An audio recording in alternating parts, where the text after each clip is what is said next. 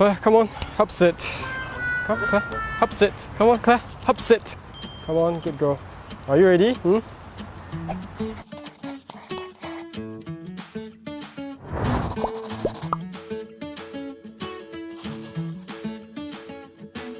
As a kid, sometimes with my friends, they like to play pranks where they just move my things away. I'll tell them, stop doing that, I can see you. Visual impairment is not total blindness. For myself personally, I still have light perception. I still can see lights and shadows.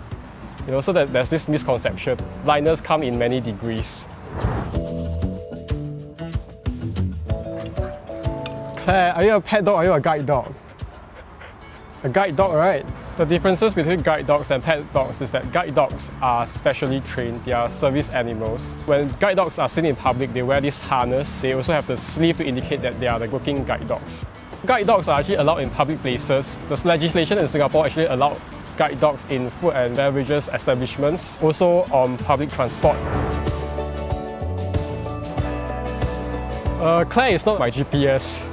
I still go out without Claire sometimes because the O&M training equips us with skills like how do you orientate yourself, how do you listen out for your surroundings, like listen out for sound cues. So mentally we have a map of where things are located. But sometimes this is not exactly possible because sometimes I will wander off course when I'm using the cane. So a guide dog is actually very useful when it comes to road crossings. Guide dogs have this thing called intelligent disobedience where they will make sure that it's safe to cross a road. So with Claire, it's actually safer.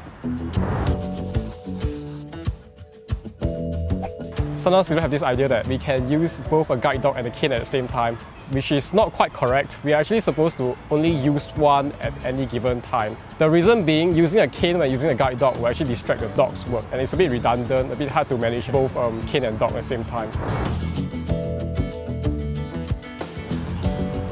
I thought everyone needs help, right?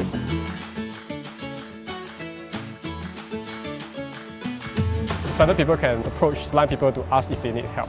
There are situations like waiting for a bus at a bus stop or needing directions to go to a new place where we do need sighted assistance. One way for sighted to guide somebody with visual impairment is actually for them to offer their arm.